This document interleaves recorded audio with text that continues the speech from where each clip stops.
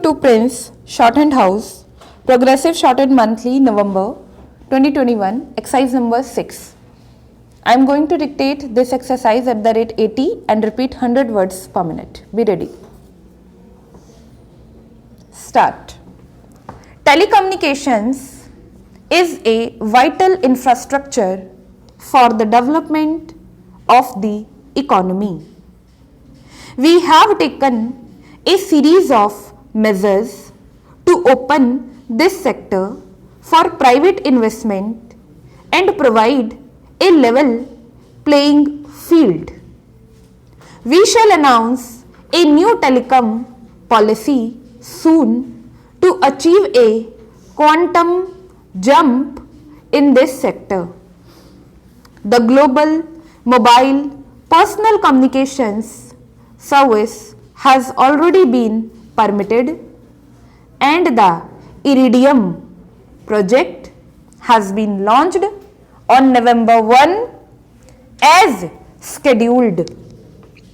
It is worth noting that out of 4,000 crores of rupees foreign direct investment inflow in telecom since 1991, almost 50% has come during this year. This is an indication of the immense investment opportunities and the improving investment climate in this sector. Government has often been criticized, and rightly so, for being long on policy pronouncements and short on implementation. We shall endeavor to correct this imbalance. Time-bound implementation of all decisions shall be demanded and obtained. Government shall enforce accountability for laxity and delay. Effective inter-ministerial coordination shall be ensured so that important policies are quickly translated into action. You shall not find us wanting in this regard. The sustainability of economic reforms is crucially dependent on equitable distribution of the benefits of growth. We have no doubt that we have to cut through the volumes of complex regulations which we have accumulated over the last 50 years, reduce political and administrative interference, and allow the innate entrepreneurial abilities of the Indian people to flower. The need for a learner and more efficient bureaucracy, curtailment of government expenditure, a transparent and targeted subsidy regime, and commercially viable public sector cannot be overlooked. We recognize that increased competition brings in greater efficiency, lowers cost of production, and provides more and better goods and services to consumers. However, the government also appreciates that a more market-oriented and less regulated regime does not imply an abdication by the state of its responsibility towards the poor and the disadvantaged.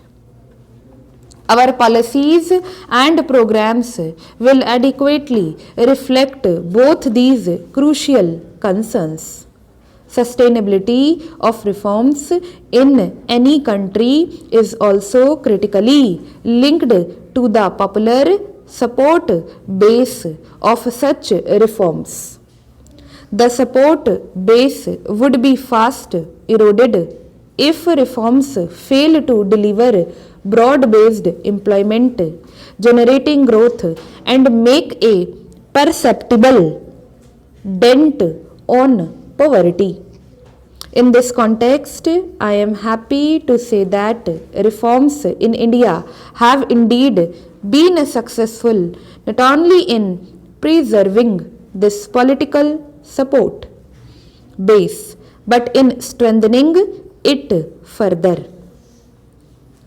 In the largest democracy in the world, reforms have not only stayed on course but also actually accelerated, even with changes in popularly elected governments.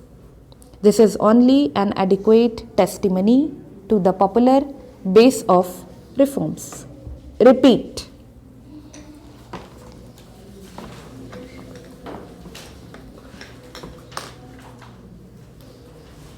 Start. Telecommunications is a vital infrastructure for the development of the economy. We have taken a series of measures to open this sector for private investment and provide a level playing field. We shall announce a new telecom policy soon to achieve a quantum jump in this sector. The global mobile personal communications service has already been permitted and the Iridium project has been launched on November 1 as scheduled. It is worth noting that out of 4,000 crore of rupees foreign direct investment inflow in telecom since 1991, almost 50% has come during this year. This is an indication of the immense investment opportunities and the improving investment climate in this sector.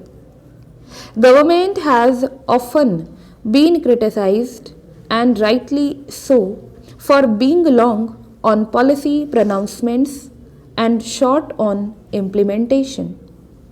We shall endeavor to correct this imbalance. Time-bound implementation of all decisions shall be demanded and obtained.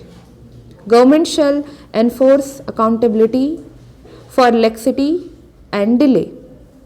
Effective interministerial coordination shall be ensured so that important policies are quickly translated into action. You shall not find us wanting in this regard.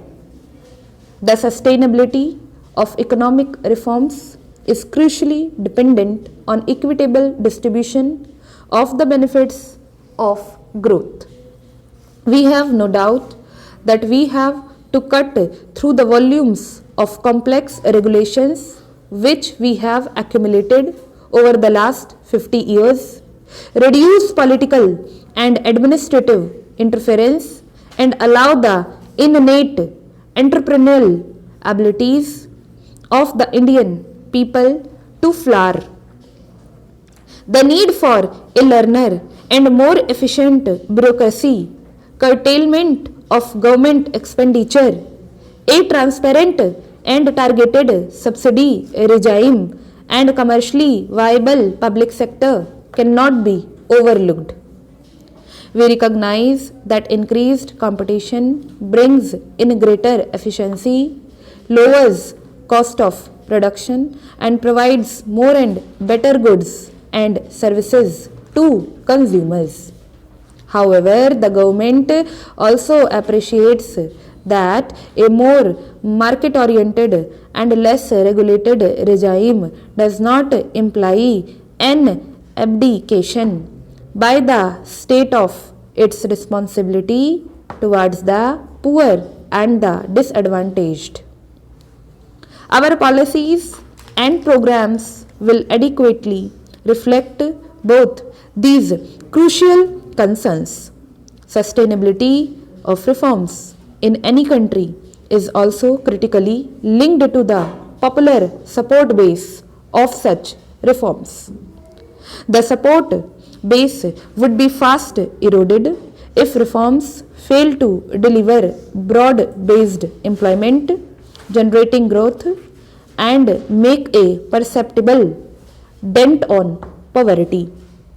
In this context, I am happy to say that reforms in India have indeed been successful not only in preserving this popular support base, but reforms have not only stayed on course but also actually accelerated even with changes in popularly elected governments.